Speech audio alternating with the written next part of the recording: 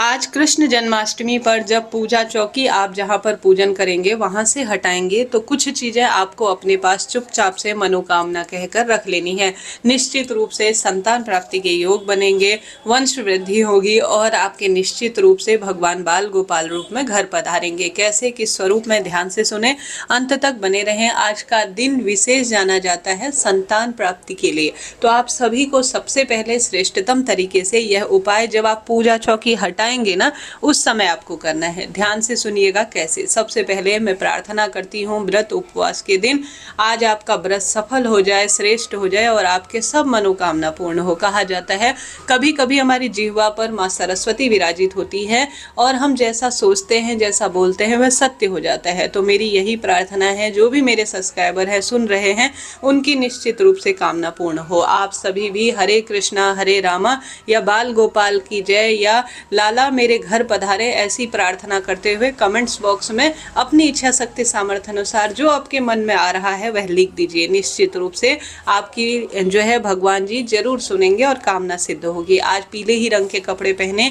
पीले रंग का संबंध गुरु ग्रह से माना जाता है। 5वां स्थान जो कुंडली में देखा जाता है वह संतान का जाना जाता है।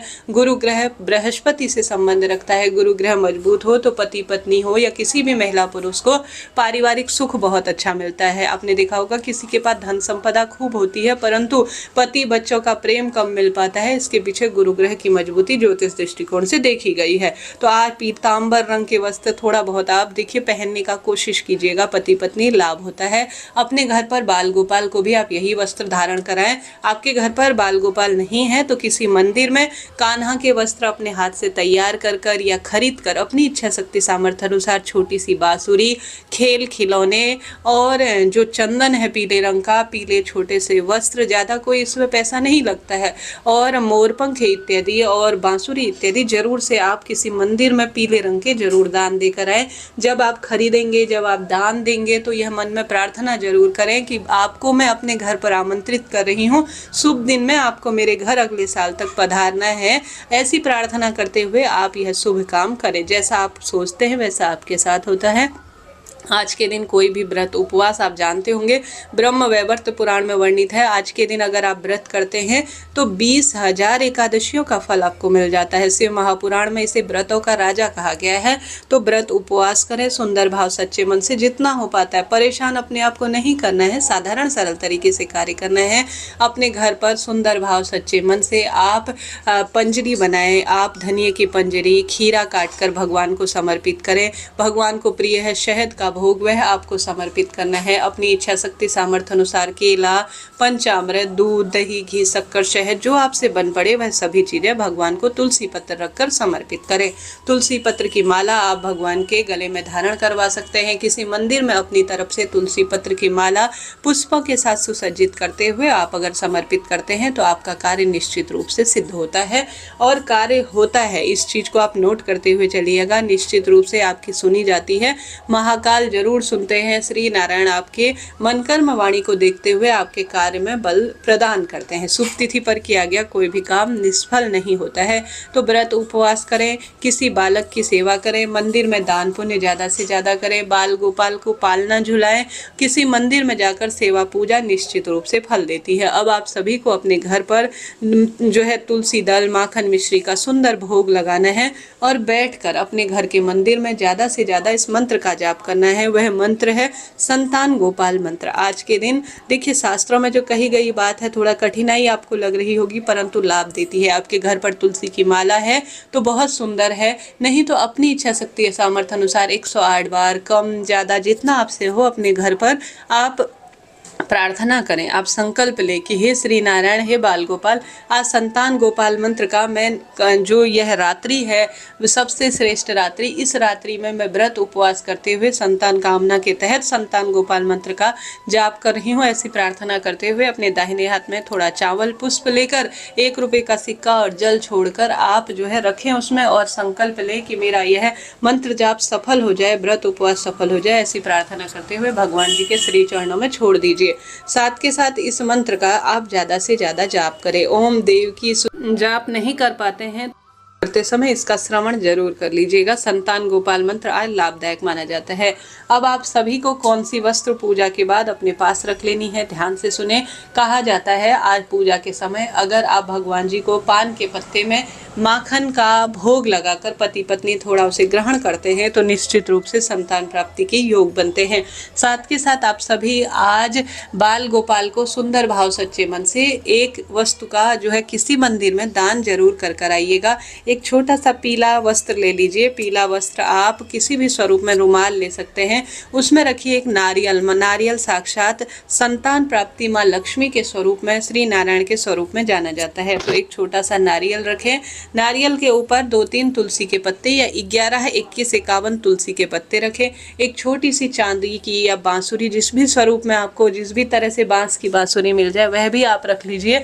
11-21 रुपये दक्षिणा रखकर और आप चाहें तो इसमें अपनी मनोकामना कहते हुए, जैसे जो रुमाल है उसमें स्वास्तिक बना सकते हैं, चंदन या हल्दी कुमकुम का, इच्छा आपकी है। यह चीज़ें रखकर अपना नाम गोत्र बोलकर इसको ले जाकर किसी श्री नारायण के मंदिर में जहां बाल गोपाल की झांकी पूजा स्थापित हो वहां आप छोड़कर आ जाइए और प्रार्थना करिए कि यह जो मैं वस्तु आपको समर्पित कर रही हूँ यह मेरी अर्जी के रूप में है।